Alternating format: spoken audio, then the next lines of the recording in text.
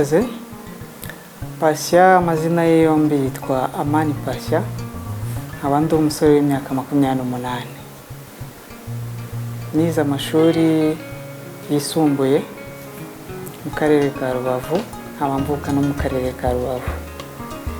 Amashuri ya kaminuza nize icyiciro cya kabiri ibigendanye n'ubuvuzi rusange. Patient mu irushanwa rya Mr Rwanda ni umusore aje guharanira byinshi kandi no kugira ngo ateze imbere sosiyete nyarwanda. Murakoze cyane.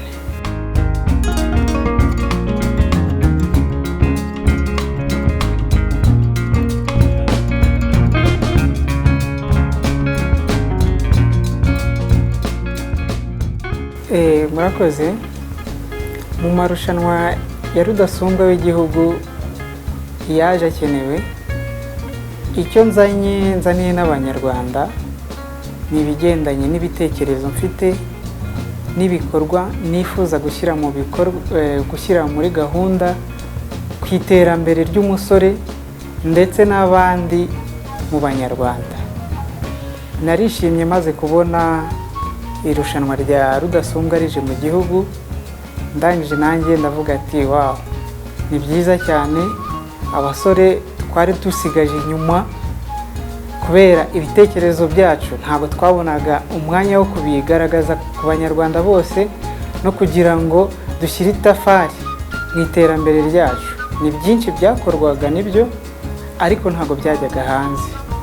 Hari amarushanwa menshi cyane, yaba amarushanwa ya za Miss Rwanda, ariko uwaje kuzana igitekerezo content ya Mr Rwanda yashakaga kugira ngo n'abagabo n'abasore babashe kuba batumurika n'ibitekerezo byacu, tugire contribution dushyira ku itafari muri iki gihugu. Nakoze.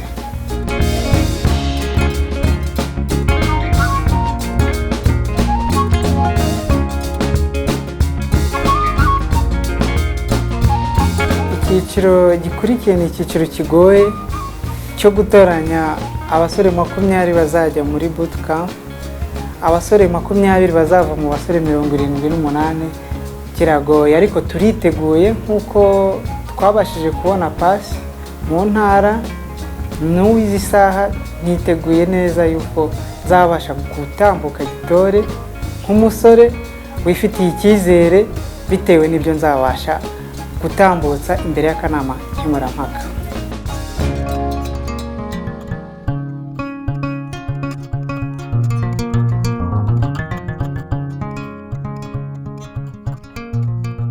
Icyo nasaba abankurikiye yaba kuri TV10 ndetse no kuri platform za Mr Rwanda, icyambere ndabasha kuba nabashimira yuko igitekerezo cyanjye babashije kucyumva kandi bakagiha umugisha. Ikindi cya kabiri ni ukubasaba kugira ngo bakomeze bumve icyo amarushanwa agamije, bumve kandi banashyigikire umusore wabo Amani Patient. Icyo ni icya kabiri. Ikindi cya gatatu ni ukugira ngo babashe kudutega amatwi, babashe kutwumva neza, babashe no kuba banadutora. Urabona ko hagiye kuza ibyiciro by'amatora, bazabashe kudutora natwe tuzabashe kugera imbere. Murakoze.